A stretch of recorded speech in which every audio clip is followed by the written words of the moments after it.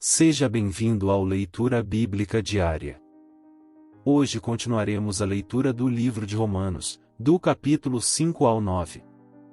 Senhor nosso Deus e Pai, obrigado por mais este dia de vida, lhe pedimos sabedoria e entendimento da Tua Palavra, em nome de Jesus, amém. Capítulo 5.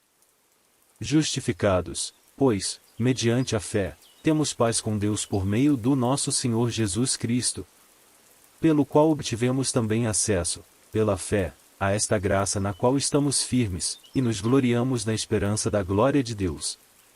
E não somente isto, mas também nos gloriamos nas tribulações, sabendo que a tribulação produz perseverança. A perseverança produz experiência e a experiência produz esperança. Ora, a esperança não nos deixa decepcionados, porque o amor de Deus é derramado em nosso coração pelo Espírito Santo, que nos foi dado. Porque Cristo, quando nós ainda éramos fracos, morreu a seu tempo pelos ímpios. Dificilmente alguém morreria por um justo, embora por uma pessoa boa alguém talvez tenha coragem para morrer. Mas Deus prova o seu próprio amor para conosco pelo fato de Cristo ter morrido por nós quando ainda éramos pecadores. Logo, muito mais agora, sendo justificados pelo seu sangue, seremos por ele salvos da ira. Porque, se nós, quando inimigos, fomos reconciliados com Deus mediante a morte do seu Filho, muito mais, estando já reconciliados, seremos salvos pela sua vida. E não apenas isto, mas também nos gloriamos em Deus por meio do nosso Senhor Jesus Cristo, mediante o qual recebemos, agora, a reconciliação. Portanto, assim como por um só homem entrou o pecado no mundo, e pelo pecado veio a morte, assim também a morte passou a toda a humanidade, porque todos pecaram. Porque antes de a lei ser dada havia pecado no mundo, mas o pecado não é levado em conta quando não há lei. No entanto, a morte reinou desde Adão até Moisés, mesmo sobre aqueles que não pecaram à semelhança da transgressão de Adão, o qual prefigurava aquele que havia de vir. Mas o dom gratuito não é como a ofensa. Porque, se muitos morreram pela ofensa de um só, muito mais a graça de Deus e o dom pela graça de um só homem, Jesus Cristo, foram abundantes sobre muitos. O dom, entretanto, não é como no caso em que somente um pecou. Porque o julgamento derivou de uma só ofensa, para a condenação, mas a graça deriva de muitas ofensas, para a justificação. Se a morte reinou pela ofensa de um e por meio de um só, muito mais os que recebem a abundância da graça e o dom da justiça reinarão em vida por meio de um só, a saber, Jesus Cristo. Portanto, assim como, por uma só ofensa, veio o juízo sobre todos os seres humanos para a condenação, assim também, por um só ato de justiça, veio a graça sobre todos para a justificação que dá vida. Porque, como, pela desobediência de um só homem, muitos se tornaram pecadores, assim também, por meio da obediência de um só, muitos se tornarão justos. A lei veio para que aumentasse a ofensa. Mas onde aumentou o pecado, aumentou muito mais ainda a graça. A fim de que, como o pecado reinou pela morte, assim também a graça reinasse pela justiça que conduz à vida eterna, por meio de Jesus Cristo, nosso Senhor. Capítulo 6. Que diremos, então? Continuaremos no pecado, para que a graça aumente ainda mais? De modo nenhum. Como viveremos ainda no pecado, nós, que já morremos para ele? Ou será que vocês ignoram que todos nós que fomos batizados em Cristo Jesus fomos batizados na sua morte? Fomos sepultados com ele na morte pelo batismo, para que, como Cristo foi ressuscitado dentre os mortos pela glória do Pai, assim também nós andemos em novidade de vida. Porque, se fomos unidos com ele na semelhança da sua morte, certamente o seremos também na semelhança da sua ressurreição. Sabendo isto, que a nossa velha natureza foi crucificada com ele, para que o corpo do pecado seja destruído, e não sejamos mais escravos do pecado. Pois quem morreu está justificado do pecado. Ora, se já morremos com Cristo, cremos que também viveremos com ele. Sabemos que, havendo Cristo ressuscitado dentre os mortos, já não morre, a morte já não tem domínio sobre ele. Pois, quanto a ter morrido, de uma vez para sempre morreu para o pecado, mas, quanto a viver, vive para Deus. Assim também vocês considerem-se mortos para o pecado, mas vivos para Deus, em Cristo Jesus. Portanto, não permitam que o pecado reine em seu corpo mortal, fazendo com que vocês obedeçam às suas paixões. Também não ofereçam os membros do corpo ao pecado, como instrumentos de injustiça, mas, como pessoas que passaram da morte para a vida, ofereçam a si mesmos a Deus e ofereçam os seus membros a Deus, como instrumentos de justiça. Porque o pecado não terá domínio sobre vocês, pois vocês não estão debaixo da lei, e sim da graça. E então, havemos de pecar porque não estamos debaixo da lei, e sim da graça? De modo nenhum. Será que vocês não sabem que, ao se oferecerem como servos para a obediência, vocês são servos daquele a quem obedecem, seja do pecado, que leva à morte, ou da obediência, que conduz à justiça?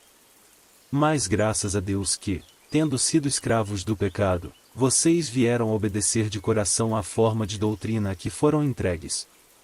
E, uma vez libertados do pecado, foram feitos servos da justiça. Falo em termos humanos, por causa das limitações de vocês. Assim como ofereceram os seus membros para que fossem escravos da impureza e da maldade que leva à maldade, assim ofereçam agora os seus membros para que sejam servos da justiça para a santificação. Porque, quando vocês eram escravos do pecado, estavam livres em relação à justiça. Naquele tempo, que frutos vocês colheram? Somente as coisas de que agora vocês se envergonham. Porque o fim delas é morte. Agora, porém, libertados do pecado, transformados em servos de Deus, o fruto que vocês colhem é para a santificação. E o fim, neste caso, é a vida eterna. Porque o salário do pecado é a morte, mas o dom gratuito de Deus é a vida eterna em Cristo Jesus, nosso Senhor. Capítulo 7. Ou vocês não sabem, irmãos, pois falo aos que conhecem a lei, que a lei tem domínio sobre uma pessoa apenas enquanto ela está viva? Por exemplo, a mulher casada está ligada pela lei a seu marido, enquanto ele vive, mas, se o marido morrer, ela ficará livre da lei conjugal. De modo que será considerada adúltera se, enquanto o marido estiver vivo, ela se unir com outro homem. Mas, se o marido morrer, ela estará livre da lei e não será adúltera se casar com outro homem. Assim, meus irmãos, também vocês morreram para a lei, por meio do corpo de Cristo, para que pertençam a outro, a saber, aquele que ressuscitou dentre os mortos, a fim de que frutifiquemos para Deus. Porque, quando vivíamos segundo a carne, as paixões pecaminosas despertadas pela lei operavam em nossos membros, a fim de frutificarem para a morte. Agora, porém, estamos livres da lei, pois morremos para aquilo a que estávamos sujeitos, para que sirvamos da maneira nova, segundo o Espírito, e não da maneira antiga, segundo a letra. Que diremos, então? Que a lei é pecado? De modo nenhum. Mas eu não teria conhecido o pecado, a não ser por meio da lei. Porque eu não teria conhecido a cobiça, se a lei não tivesse dito, e não cobisse. Mas o pecado, aproveitando a ocasião dada pelo mandamento, despertou em mim todo tipo de cobiça. Porque, sem lei, o pecado está morto. Houve um tempo em que, sem a lei, eu vivia. Mas, quando veio o mandamento, o pecado reviveu, e eu morri. E verifiquei que o mandamento que me havia sido dado para a vida, esse se tornou mandamento para a morte. Porque o pecado, aproveitando a ocasião dada pelo mandamento, me enganou e, por meio do mandamento, me matou. Assim, a lei é santa e o mandamento é santo, justo e bom. Então, aquilo que é bom se tornou morte para mim? De modo nenhum. Pelo contrário, o pecado, para mostrar-se como pecado, por meio de uma coisa boa causou-me a morte, a fim de que, pelo mandamento, o pecado mostrasse toda a sua força de pecado. Porque bem sabemos que a lei é espiritual. Eu, porém, sou carnal, vendido à escravidão do pecado. Porque nem mesmo compreendo o meu próprio modo de agir, pois não faço o que prefiro, e sim o que detesto.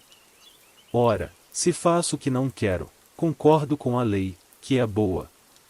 Neste caso, quem faz isso já não sou eu, mas o pecado que habita em mim. Porque eu sei que em mim, isto é, na minha carne, não habita bem nenhum, pois o querer o bem está em mim, mas não o realizá-lo. Porque não faço o bem que eu quero, mas o mal que não quero, esse faço. Mas, se eu faço o que não quero, já não sou eu quem o faz, e sim o pecado que habita em mim. Assim, encontro esta lei: quando quero fazer o bem, o mal reside em mim.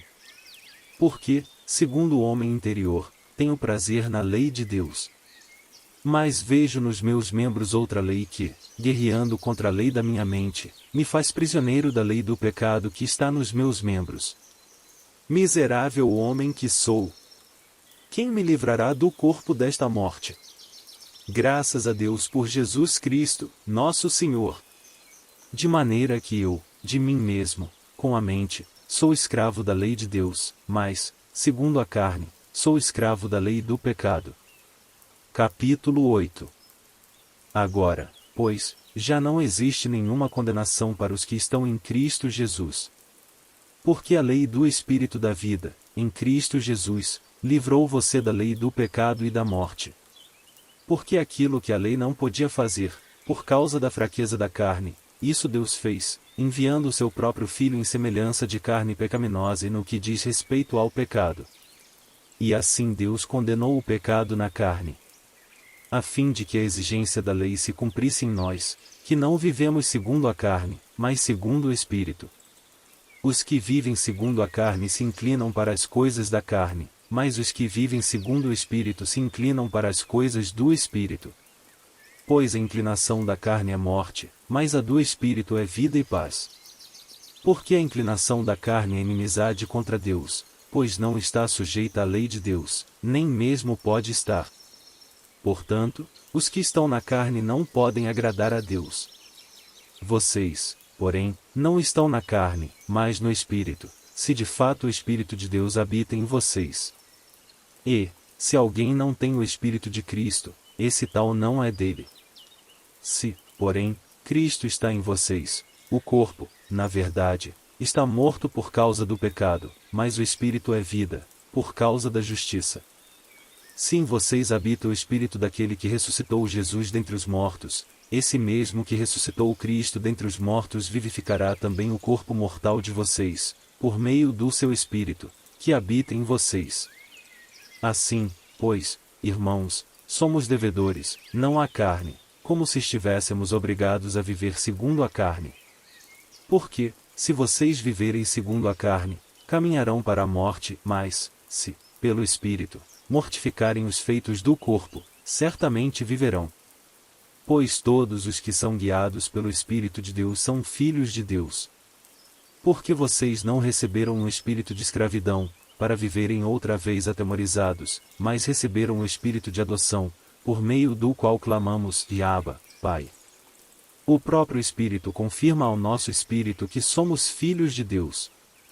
E, se somos filhos, somos também herdeiros, herdeiros de Deus e co-herdeiros com Cristo, se com Ele sofremos, para que também com Ele sejamos glorificados. Porque para mim tenho por certo que os sofrimentos do tempo presente não podem ser comparados com a glória a ser revelada em nós. A ardente expectativa da criação aguarda a revelação dos filhos de Deus.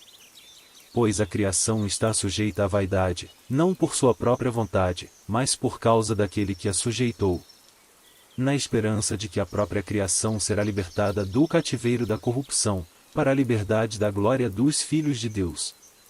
Porque sabemos que toda a criação a um só tempo geme e suporta angústias até agora. E não somente ela, mas também nós, que temos as primícias do Espírito, igualmente gememos em nosso íntimo, aguardando a adoção de filhos, a redenção do nosso corpo. Porque na esperança fomos salvos. Ora, esperança que se vê não é esperança. Pois quem espera o que está vendo?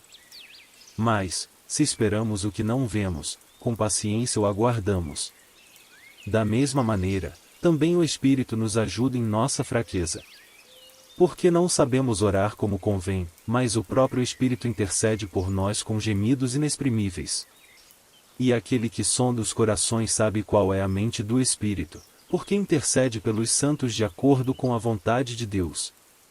Sabemos que todas as coisas cooperam para o bem daqueles que amam a Deus, daqueles que são chamados segundo o seu propósito. Pois aqueles que Deus de antemão conheceu ele também predestinou para serem conformes à imagem de seu Filho, a fim de que ele seja o primogênito entre muitos irmãos. E aos que predestinou, a esses também chamou, e aos que chamou, a esses também justificou, e aos que justificou, a esses também glorificou. Que diremos, então, à vista destas coisas? Se Deus é por nós, quem será contra nós? Aquele que não poupou o seu próprio Filho, mas por todos nós o entregou, será que não nos dará graciosamente com ele todas as coisas? Quem intentará acusação contra os eleitos de Deus? É Deus quem os justifica. Quem os condenará? É Cristo Jesus quem morreu, ou melhor, quem ressuscitou, o qual está à direita de Deus e também intercede por nós. Quem nos separará do amor de Cristo? Será a tribulação, ou a angústia, ou a perseguição, ou a fome, ou a nudez, ou o perigo ou a espada? Como está escrito: por amor de ti, somos entregues à morte continuamente. Fomos considerados como ovelhas para o matadouro. Em todas estas coisas, porém, somos mais que vencedores, por meio daquele que nos amou. Porque eu estou bem certo de que nem a morte, nem a vida, nem os anjos, nem os principados, nem as coisas do presente, nem do porvir, nem os poderes, nem a altura, nem a profundidade, nem qualquer outra criatura poderá nos separar do amor de Deus, que está em Cristo Jesus, nosso Senhor. Espero que essa palavra de Deus possa lhe abençoar hoje. Ficamos por aqui, que Deus te abençoe.